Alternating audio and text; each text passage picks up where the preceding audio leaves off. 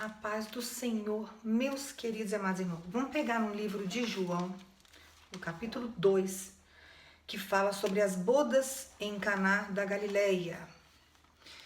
Eu vou ler o versículo 2, vou começar pelo versículo 1, pro 2, e aí eu vou descendo, quando Deus mandar eu parar, eu entrego a palavra e começo a entregar a palavra para vocês dentro da profecia que Deus está pedindo.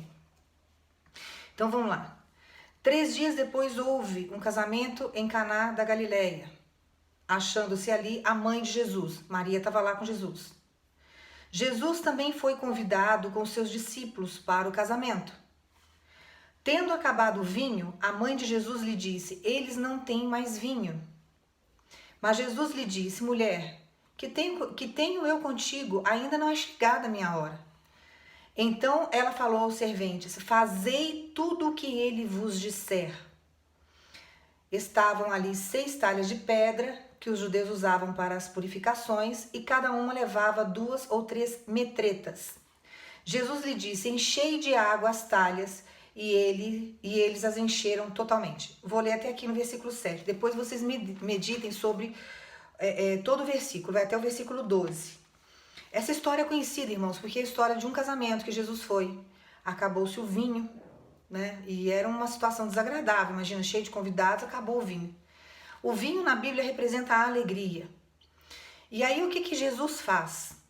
Jesus pede para trazerem água. Olha como que Jesus trabalha. Muitas vezes você está passando pela provação, você está esperando Jesus trazer algo para você. Jesus não vai trazer aquilo que você está esperando. Jesus vai trazer aquilo que ele quer trazer, porque ele sabe que é melhor trabalhar na tua vida. Foi exatamente nesse casamento.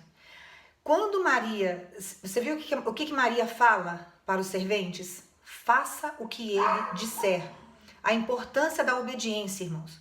Até Maria sabia que tinha que obedecer, né? E Maria teve o ventre escolhido por Deus para gerar Jesus, e ela sabia do poder e o que Jesus representava na terra. O que ela estava carregando, aquela promessa, o Messias. A importância de obedecermos. Deus falou, é uma ordem só, é uma vez só. Você tem que ir lá e obedecer. Essa mania que o crente tem de questionar ao Senhor as coisas, isso não é bom. Então você pega e obedece. Os serventes foram lá e obedeceram. Ele pediu exatamente para trazer água, né? Uma coisa que não tinha, aos olhos dos outros, acabou o vinho, ele pede para trazer água. Uma coisa totalmente assim que não tinha, o oposto. Mas ele tinha um propósito maior. Por que Deus muitas vezes na sua história pede para você se posicionar de um jeito? Porque ele tem um propósito maior diante daquilo. Porque em cima do teu posicionamento, Deus vai operar o grande milagre. Foi o melhor vinho da festa. Ficou para o final. Deus está falando para você. O que você está fazendo, o que você está trabalhando, não vai ser amargo pro resto da vida.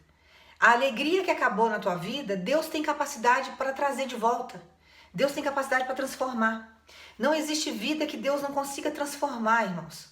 É isso que as pessoas não entendem. A gente, quando está passando na prova, a gente vive numa prova tão acirrada, com tantas provações, com tantas limitações, né? Às vezes é privação até de coisas de comer, porque a gente está num processo com Deus de cura, um processo de transformação com o Senhor, que até nisso Ele trabalha. Ele trabalha muitas vezes até para ensinar você a comer direito. Tinham coisas que eu consumia que me causaram problemas de saúde e que Deus foi tirando. Fora a dependência emocional que a gente coloca muitas vezes na comida. Eu já dei até o relato disso em uma outra pregação que eu fiz, das frustrações que eu colocava em xícaras de café. Eu tomava um café excessivo por dia. Aquilo não era bom, era um excesso de cafeína muito grande que entrava no meu corpo. E o café coado, esse café que a gente toma, é diferente do que você tomar a cápsula de cafeína, né? Jesus foi me mostrando isso depois. A cápsula de cafeína, ela tem um benefício energético bom, né? Então, ela funciona de uma outra forma. Ela te dá disposição, te dá energia. O café coado, ele te traz um monte de problema de saúde. Ele satura o teu fígado, ele satura o teu rim se você tomar ele em excesso, né? Porque o processo dele é diferente. Então Deus vai trabalhando tudo isso em nós. Deus vai trabalhando todos os dias um pouco. E as situações apertadas que a gente passa, as privações que a gente passa, que nem nesse casamento, por exemplo. Nessa festa, o noivo e a noiva estavam passando uma privação porque acabou o vinho. Mas Jesus estava ali para socorrer. Porque Jesus é maior do que qualquer dificuldade que a gente vem enfrentar. Né? Se nós entregarmos todas as nossas dificuldades, os nossos problemas nas mãos de Deus, você pode ter certeza que todos os nossos problemas serão resolvidos. Quando você agarra esse problema com unhas e dentes e você quer resolver por você, não vai ser resolvido nunca. E você só vai viver o problema e o problema só vai crescer. Esse gigante vai se tornar cada dia maior. Então Deus está falando para você através da palavra. O início não se compara com o que Deus vai fazer no final. Deus já está caminhando você para isso, caminhando para o novo. E não tem vida que Deus não consiga transformar. E você precisa colocar isso no teu coração. Porque Satanás, durante a luta que você passa, as privações que você passa, ele começa a colocar em você que você não vai conseguir, que não vai haver transformação, que a situação não tem jeito de você sair, que você está num calabouço, que não tem como. Irmão, você já viu? Tem alguns ditados no mundo que falam, né? Existe uma luz no fundo do túnel, é Jesus. Para nós que somos crentes, essa luz do fundo do túnel somos nós. Para nós é Jesus. Né? Então, nós temos que colocar essas coisas, sabe, a palavra, e acreditar e colocar mais para dentro do nosso coração, porque a gente fala muito e às vezes a gente pensa desenfreadamente. Nós precisamos frear também os nossos pensamentos, porque Satanás fica só usando esses pensamentos desenfreados para nos tirar da presença do Senhor, colocando na nossa cabeça que Deus não vai fazer justiça, que Deus não está trabalhando. Aquela vida que está distante, que você está orando, que você está pedindo transformação, você não está tendo resposta de lá, mas Deus está lá. Aonde nós não vamos, Ele vai. As minhas filhas, irmãos, estão totalmente respaldadas por Deus através das minhas orações do meu joelho. A minha filha, quando estava para ir para os Estados Unidos, eu coloquei o meu joelho no chão e falei, Senhor, prepare uma família digna, uma família abençoada para acolher minha menina. Porque eu já tinha escutado várias histórias desse processo de intercâmbio, você cair em famílias que não tratam bem. Né? Que às vezes a pessoa fica numa situação acuada num país estranho, numa terra estrangeira, e ela começa a sofrer maus tratos. Então nós precisamos buscar em Deus. Deus está falando para você, é seu filho que está indo viajar? É sua filha que está indo viajar? O final vai ser maravilhoso. O início está sendo doloroso, porque vai haver um distanciamento, vai haver a saudade, né? Fica a preocupação, mas Deus está falando para você, eu estou no controle de tudo. Deus já está preparando tudo. E tudo é questão de oração. Se você orar, se você buscar e pedir, não tem oração, irmãos, que fique sem resposta. Não volta vazia a palavra de Deus. Ela volta concretizada. Quando você pergunta algo para Deus, que você indaga algo que você não entende, Deus te dá a resposta. Deus te dá esclarecimento. Ele não te deixa na dúvida. As coisas do Senhor não têm dúvidas. Quem coloca dúvida no nosso coração, quem coloca dificuldade muitas vezes é Satanás. As dificuldades que Deus coloca são portas fechadas que Ele traz para que nós venhamos buscá-lo. Porque senão a gente se acomoda na fé, a gente se acomoda no nosso ritmo, né? Você fica vivendo aquela rotina e Deus não está nisso. Você se distancia de Deus. Aí começa a vir pensamentos e comportamentos que não estão dentro do padrão de Deus e isso começa a distanciar do Senhor. A comodidade é um perigo.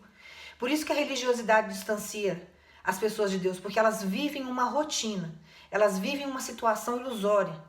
Elas acham que Deus está ali no culto, que é só ir lá, que é cantar 3 louvores no início, levar a palavra em 5 minutos lá na frente, levantar a mão e receber. Não é. A nossa vida, nós somos a igreja. Nós temos que congregar, porque juntos somos o corpo de Cristo, Jesus é a cabeça, mas nós precisamos ser a igreja onde nós estivermos. Se eu estou dentro da minha casa sozinha, Deus está me contemplando o tempo todo. Eu tenho que ser igreja aqui, porque Deus está vendo. E a minha preocupação é como Deus me vê, que é o que eu já tinha falado para vocês outro dia. Então coloque na sua cabeça que o final é sempre melhor do que o início. E Deus vai trabalhar de uma forma sobrenatural na sua vida. Ele vai te pedir coisas, Ele vai vir com situações que você não está esperando. Como Ele fez nessa festa, nesse casamento. Né? Acabou o vinho, Ele foi lá e pediu água. Depois Ele transformou essa água em vinho. Tá vendo como que é o processo? O mistério como que é? Então assim, acalma o teu coração, porque não tem nada perdido. Deus está trabalhando as tuas causas, tá? Deus está entrando com providência naquilo que você precisa. Deus vai transformar, vai trazer alegria sim, porque não existe vida que Deus não consiga transformar. Não existe situação que Deus não consiga mudar. E você precisa colocar isso na tua cabeça. Deus está trazendo mudança para a tua história. Deus está trazendo mudança para o teu íntimo. Deus está trabalhando você de dentro para fora. Mas o que está fora, que é o seu visual, que te incomoda, porque a gente muitas vezes está vivendo situações que a gente não queria estar vivendo. Aquilo incomoda, o cenário que a gente está incomoda, né? Você está acostumado com uma vida farta, de repente você começa a viver escassez, as suas coisas começam a estragar, você não tem como arrumar, não tem como trocar. Deus está falando para você. Ele tem condições de transformar, seja o que for, a situação que for.